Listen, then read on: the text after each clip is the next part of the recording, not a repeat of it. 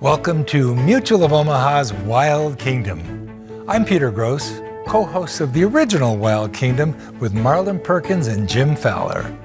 For more than 50 years, Wild Kingdom explored wildlife and our natural world. Tonight's episode, and many others, focus on the timeless value of wildlife conservation. Wild Kingdom played a critical role in changing public attitudes about the importance of animals for the health of our planet and our own quality of life. We challenge viewers to learn about animals and get involved in conservation in their local communities. That call to action resulted in more visits to local zoos, nature preserves, and even observing animals in their natural habitats. And that connection with animals benefits all of us in the Wild Kingdom. So sit back, relax, and enjoy Mutual of Omaha's Wild Kingdom. An architect, a designer, a construction expert. He builds his own cities and lives in one of the most fascinating areas of the Wild Kingdom.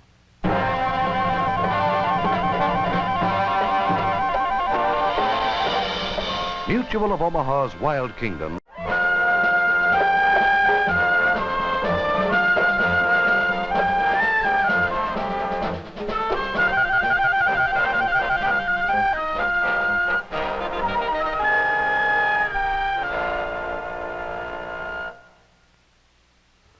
From the beautiful and world-famous St. Louis Zoo, here is Marlon Perkins to introduce the stars of Prairie Village. Hi, Jim. Hi, Marlon. Hello. Welcome to Mutual of Omaha's Wild Kingdom. Today, we're in one of the tamer corners of the Wild Kingdom, here at the Prairie Dog Village at the St. Louis Zoo. Except for the fact that we provide them with this wall and food, this is a perfectly natural and normal prairie dog village. They build it and they maintain it. Jim, let me borrow that little prairie dog, will you? Of course, you know that a prairie dog is no more of a dog than a groundhog is a pig. Both of them are burrowing rodents, not too distantly related to the squirrels that you see there in the trees. So how do they get their name prairie dog? Well, they live on the prairies, and they have a little dog-like bark. You know, at one time, the prairie dog villages covered vast areas of the Great Plains regions. It's been estimated that 100 years ago, there were 5 billion prairie dogs in North America. Why, there was one village alone in Texas that covered 25,000 square miles. Jim, I think I'd have to call that one a city. Really is. I wonder, though, why the ranchers have waged such a war against the prairie dogs. I suppose it's because of the danger of a cow or a horse stepping in one of the holes and breaking a leg. Yes, that plus the fact that the ranchers claim that the prairie dogs deprive their animals of food, grass. And so the ranchers have been waging a constant war against the prairie dogs. But despite that, there are still great numbers of them in the out-of-the-way places of the great western part of this country, particularly in the national parks. One of the best-known prairie dog villages is at the foot of Devil's Tower in northeastern Wyoming. This unique national monument towers 865 feet above the prairie. And in the grounds around it, prairie dogs are free to carry on their accustomed activities without interference. A cautious approach and a few tidbits assured the prairie dogs that we meant them no harm. So our nature photographer and I were accepted, if not exactly welcomed, in town. Prairie dogs come out at the crack of dawn. Although they make their homes in burrows, they're completely diurnal. They love the sunlight. And they love each other. But each greeting is at the same time a challenge. And a prairie dog's kisses are bestowed only on members of its own particular social group. When identities have been established, they engage in what I judge to be their favorite activity, grooming one another. Anyone can see that this is sheer bliss. Hey, don't stop now. It feels so good. A prairie dog town is made up of many of these social groups or coteries, each with its own clearly defined territory. In effect, the town is thus divided into precincts. Visitors from other precincts are definitely not welcome. Each group includes a dominant male who makes it his business to check the credentials of those present. This one seems to pass the sniff test, so all's well. But let a resident of another precinct enter the territory, by accident or by design, and sociability ends.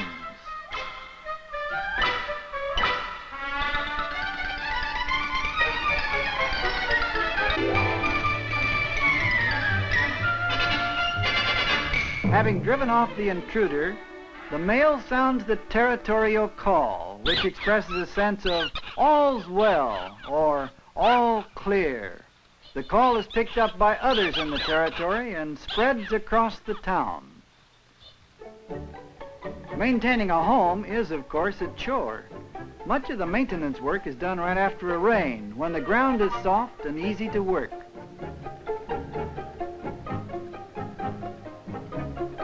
After scratching dirt loose, he bulldozes it into place and tamps it firm with his nose. Most of the tamping is done just above the tunnel entrance to help prevent cave-ins.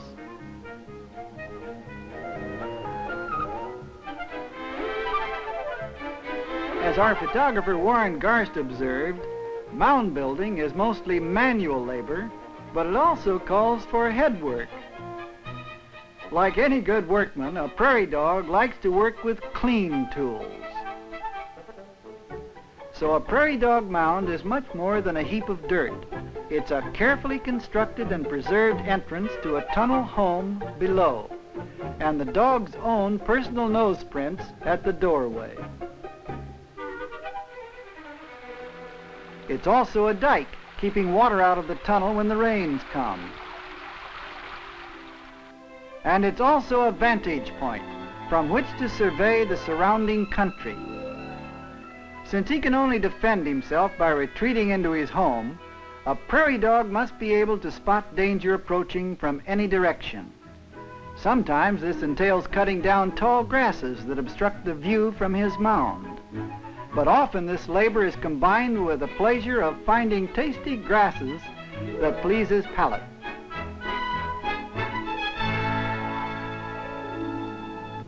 Coyote! The warning is sounded and echoes across the town. The prairie dogs take cover. A few stand guard, keeping a wary eye on their arch enemy. Finding no easy prey, the coyote moves on. And the all clear is sounded. Other visitors to Prairie Dog Town, such as Cousin Chipmunk, cause no such commotion. Another relative, a 13-line ground squirrel, investigates an abandoned prairie dog burrow. Maybe would make a cozy home for him. Whoops, that was quick. What's wrong in there? Well, it seems a bull snake has already established squatters' rights. His nap was disturbed, and on top of that, he missed out on a tasty meal. Young prairie dogs have nothing to do but investigate the wonders of the world. And one of the most bizarre wonders is a horned toad, which isn't a toad at all, but a lizard.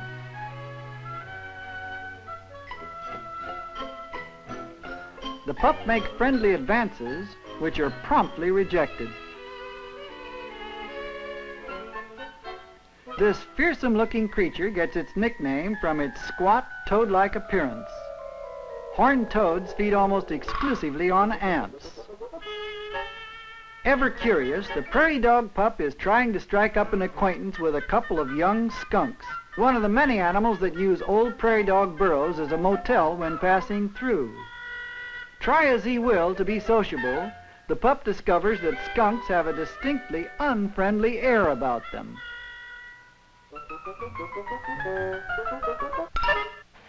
Prairie dogs face all kinds of hazards, many of them more dangerous than skunks. That's true, Marlin, but prairie dogs are lucky that they do have sentries who warn them when danger comes along. It's too bad man can't have a sentry on duty to warn him when he's in trouble. Perhaps you've heard that story that prairie dogs, rattlesnakes, and burrowing owls all live peaceably together in one prairie dog hole. Well, let's examine that old story. First of all, it was the prairie dog who dug the hole. Then along came a rattlesnake and found a ready-made retreat, something he could use, a hole in the ground, to get away from his enemies in the open prairie and the cold in the winter and the hot sun in the summer. So he crawls down in one of those holes. What about the owl? Well, he does exactly the same thing, because with his long legs, he's modified for living on the ground. And he needs a hole to build his nest in, to escape from his enemies. And so he, too, appropriates one of those prairie dog holes. What about compatibility? Well, let's find out what happens when a prairie dog and a burrowing owl get close together. In you go.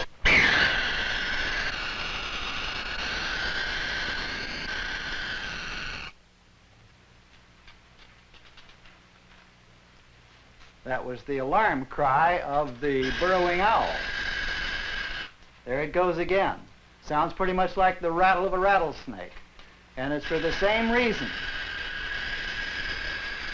It's a warning. Get away from me.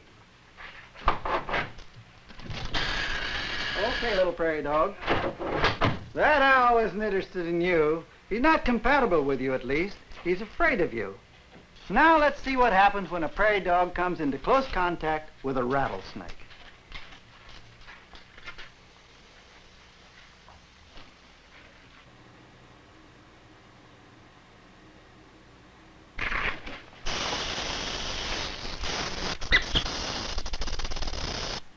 Come on here, little prairie dog. You better come out of there. I can see you're not going to be very friendly with that rattlesnake. We've had an indication here that these three animals are not very friendly to each other. Their reactions in the wild are even more interesting. Now, there's no doubt at all that burrowing owls do live in prairie dog towns and raise their families there. But a prairie dog soon learns that there's no peaceful coexistence here.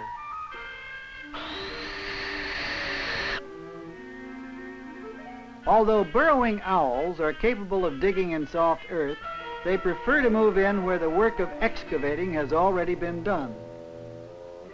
Unlike most owls, burrowing owls hunt both day and night. From the height of a mound, she spots a juicy grasshopper.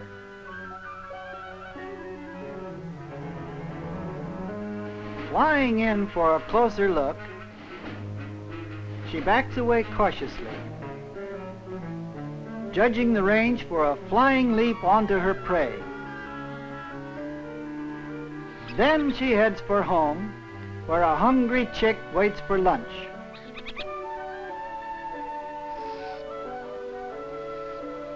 Mother owl brings home most of the groceries, but she welcomes help from her mate.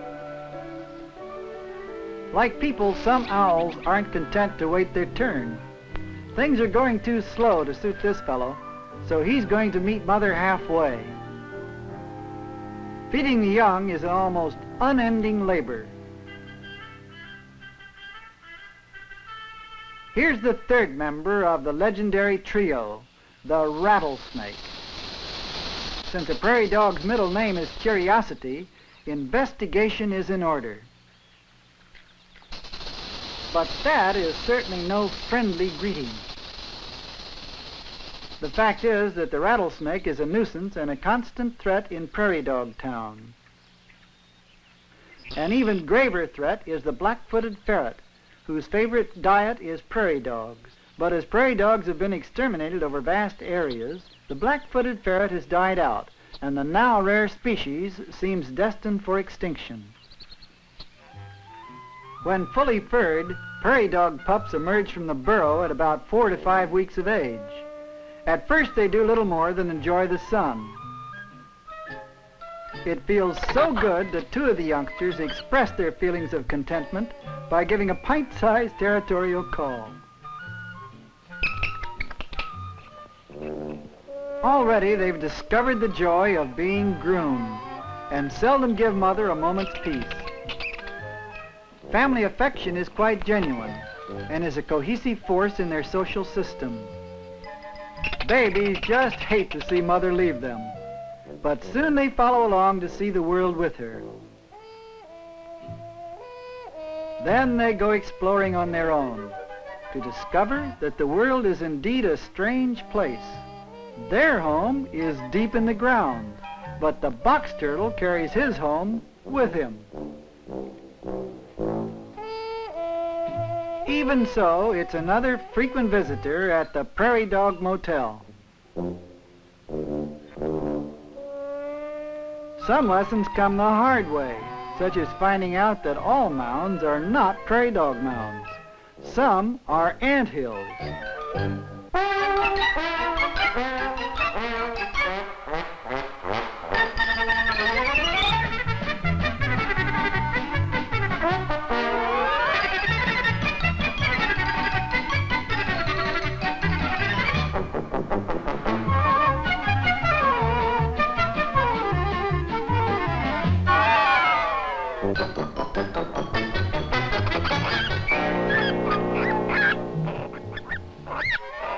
Uh-oh, another rattler in town, and not just passing through either. He's picked out a home and he's moving in. This creates a situation, for the prairie dogs instinctively recognize the danger. It's a big event, so other members of the territorial group have to see for themselves. It's not a good situation, not good at all, but what to do about it? Finally, one prairie dog proves that there is truth in one old legend. The thing to do with a rattlesnake is to bury him alive.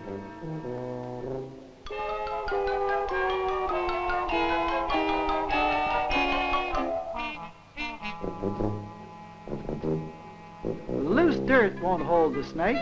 The trick is to shovel in enough dirt, then go in and tamp it down to seal his fate.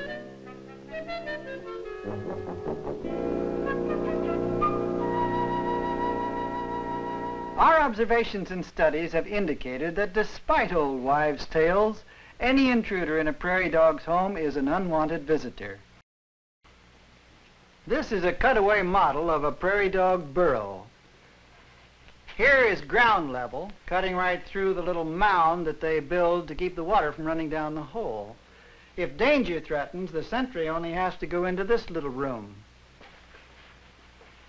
The shaft normally extends down about 15 or 16 feet to a bedroom where they spend their nights. If it should rain and get water down there, they only have to come back a little ways to get into a spare bedroom that's above the water level. Daytimes are spent above ground level, either feeding on grasses and grains, their normal food, or in sunbathing. Despite all the visitors that come to town, the prairie dog's highly effective alarm system allows them to lead a pretty relaxed life. They showed little concern over my presence as I moved about studying their habits and habitat. I found that abandoned burrows quickly accumulate debris, and another creature that often moves in is the spider. While I was studying this hole, I caught a rare glimpse of an albino prairie dog. A short time later, while I was checking on a theory that prairie dog burrows are built to face the sun, a herd of buffalo passed through town. Buffaloes favor prairie dog towns because the bulls like to roll in the bare earth around the mounds, and they enjoy grazing on the short plants that grow where the tall grasses have been cut down. Buffaloes are classified as peaceful animals, but this calf certainly has a mind of its own. And the old bulls are regular roughnecks.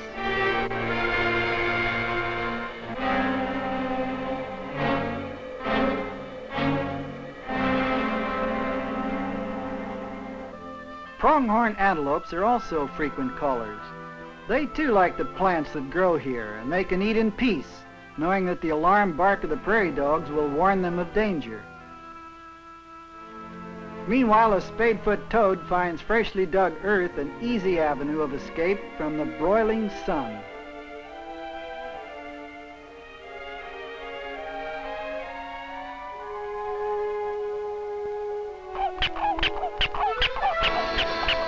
The danger is real, for here are two dread enemies hunting together. The coyote cunningly tags along to take advantage of any game the more aggressive badger flushes out. But by no stretch of the imagination could these two be called friends. The badger is a champion excavator, so it's no trick to enlarge the tunnel to reach the nest below.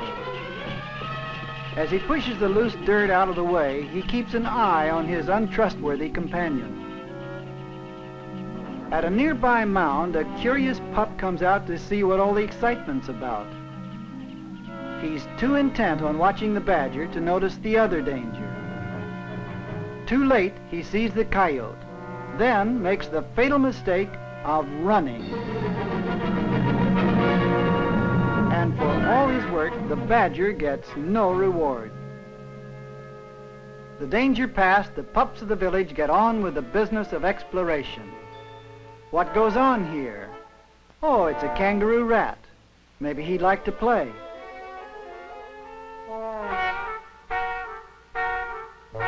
But no, the kangaroo rat is active mainly at night. He just wants out of the sun. But a cottontail rabbit, now he can be fun. The bunny seems by nature less sociable than the prairie dog. He'd probably prefer to be left alone. But he's one of the few animals that will run from a pup.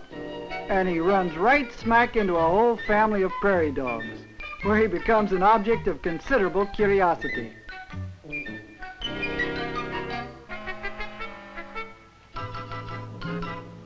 A brazen magpie drops by to see what's causing all the commotion. He creates a diversion, so the bunny hops quietly away. All summer long, prairie dogs work at their mounds, repairing damage done by storms and by hoofed visitors.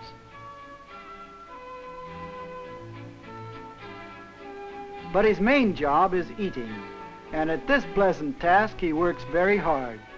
It's vital that he do so, for the black-tailed prairie dog doesn't hibernate. When winter comes, his favorite plants and grasses lie buried beneath the snow, and he must live mainly off the fat he has stored. On sunny days, he'll roam around a bit, hoping to find food. But he's a lover of warmth, and he seeks refuge from the cold as he seeks refuge from his enemies, far down in his grassy underground nest.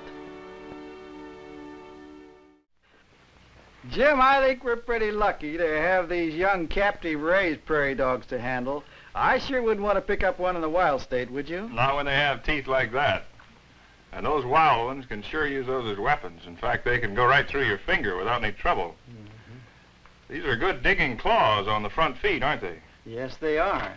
In fact, they use those claws at every opportunity for digging. The most important function in the life of a prairie dog is their ability to dig. This enables them to construct the complex maze of holes that makes up their amazing village. In fact, digging is the first thing a prairie dog thinks of when he's released in a strange place. You know, it's unfortunate that prairie dogs are incompatible with man's use of the land. But fortunately, they are surviving in the more isolated areas of their range and in our national and state parks. If left alone, they live out a pattern of social behavior that's a never-ending source of wonder and delight in the wild kingdom.